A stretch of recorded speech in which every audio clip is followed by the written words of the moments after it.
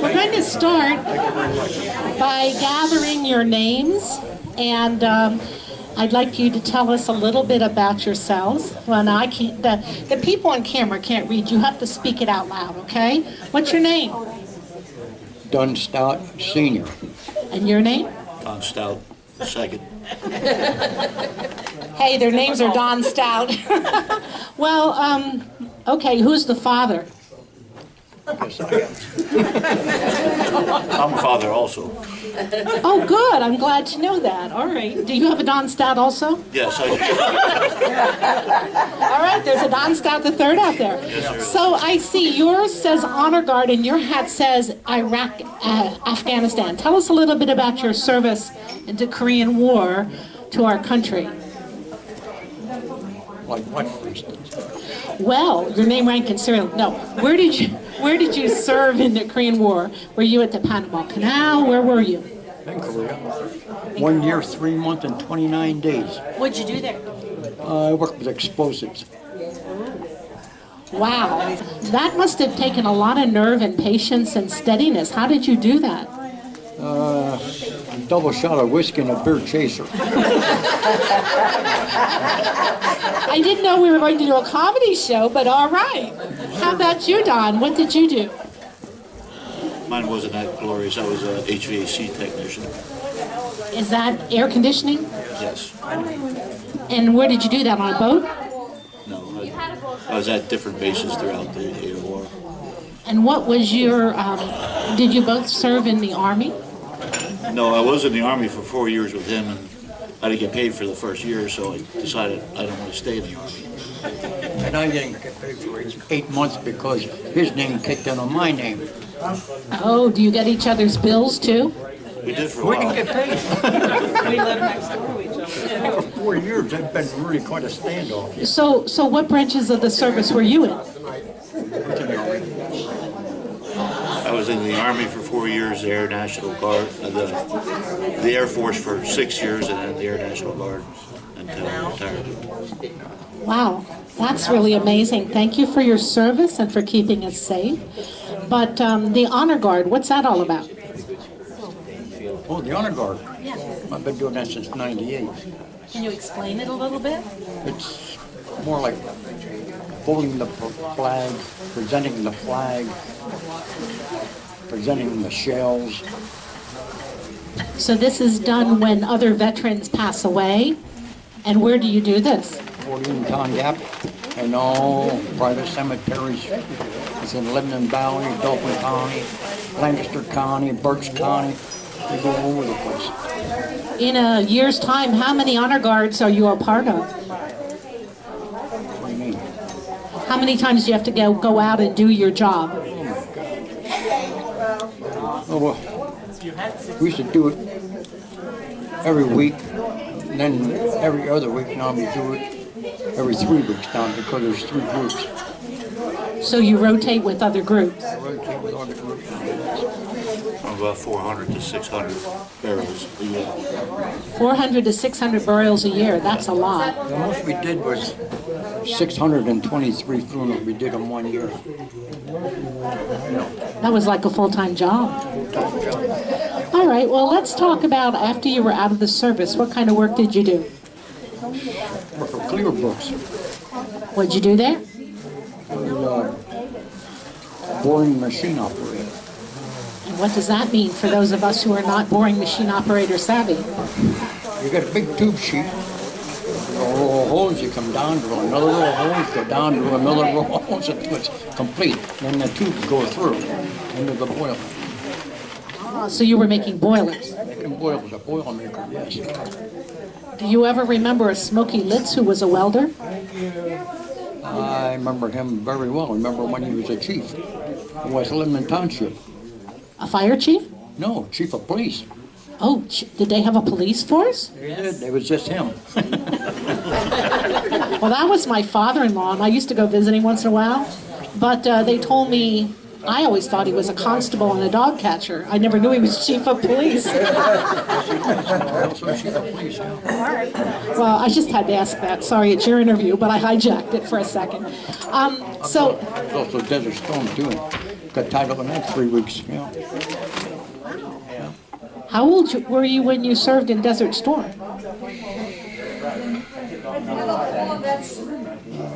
You've been in your 50s. About 57.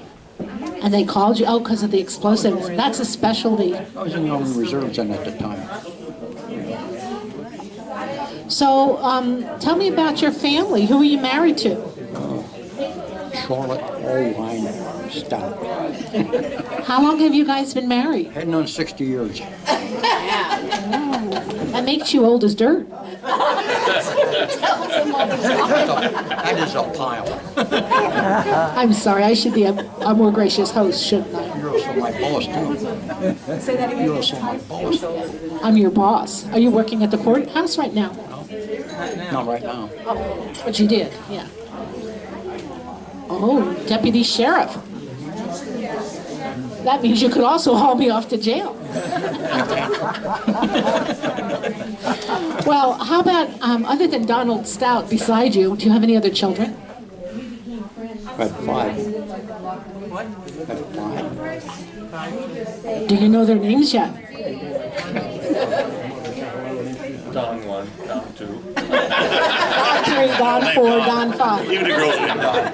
The oldest one is Kemp. Then comes Dunn. How about after that? Then comes Tom. Then Karen. Then Lisa. Lisa died. She would be a baby to family. I'm sorry to hear that. Sorry for your loss. Yeah. So, what is your favorite memory growing up? Where'd you grow up? Where'd you live as a kid? It's nothing. No good memories, actually. Here's your barbecue sandwich. I was 8 years old and I was farmed out. One Mennonite farm, another Mennonite farm, another Mennonite farm. 17 years ago, I joined the Army. Wow, you had a hard life. But it's okay, it was worthwhile. You turned out okay, buddy. Yeah, but I'm working on him now. And then, don't you have a hobby, like an old car or something? Oh yeah, I got 57 Thunderbird. Torch ray, chrome spoke wheels on, and he helped me put it back together again. All right. Yep. And so I'm going to switch over to your other Don here for a minute. Okay, Don, tell us about your family. My wife Barbara. Next month, 20 years we'll be married. Second time around. But I have 2 kids. One is Charlene, that's my oldest, and Don, the third, is my son, and then my stepson Chris. Second time. And what did you do after you got out of the service? To HVAC. I work for Cornwall Manor now as the maintenance supervisor. Oh, at Cornwall Manor. Wow, that's a great job, I bet. All right, and how long have you been there? It'll be 12 years next month. And now, I don't know if it's Mom or, I know you're involved in running the playground now. How did that all come about? Tell me about that end of it. My mom decided to save the playground, and then it was like 2 years later she stuck me with it as the president. And we've been running it for approximately 10 years, I guess. But basically it was going to go away if we didn't save it. They were going to tear the playground down, and they were going to put low-income housing here. Oh, really? Yes, I didn't realize that. yes. So we were told. Like, we never got a fax on it. That's what independent fire company said. That's why they talked to us, and we said, okay, we'll do it. So the playground is really going. So how many kids do you think show up there in a year's time to take advantage of the playground? Quite a bit. Quite a bit. Hundreds of kids? Oh, yeah. Oh, yes.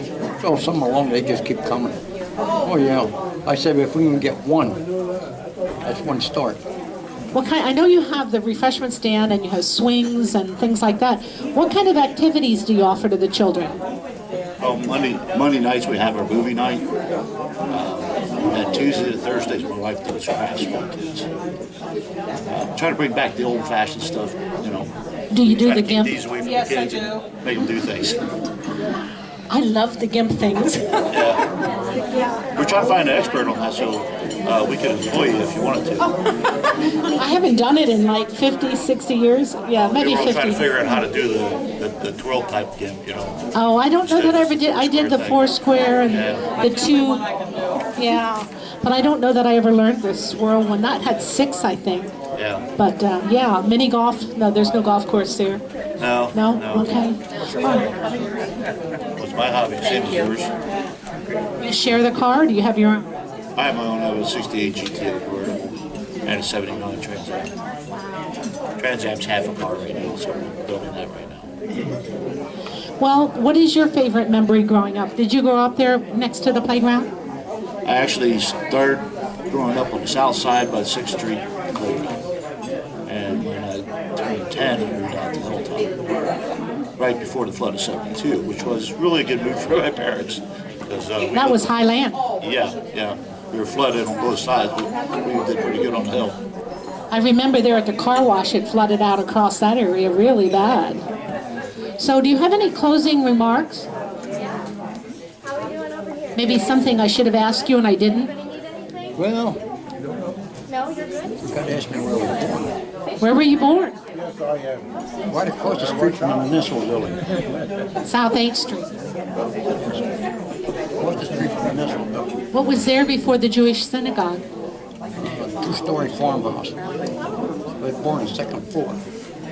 Was I that know big? that's holy ground because that's where I was born. I even told the rabbi. That blew his mind.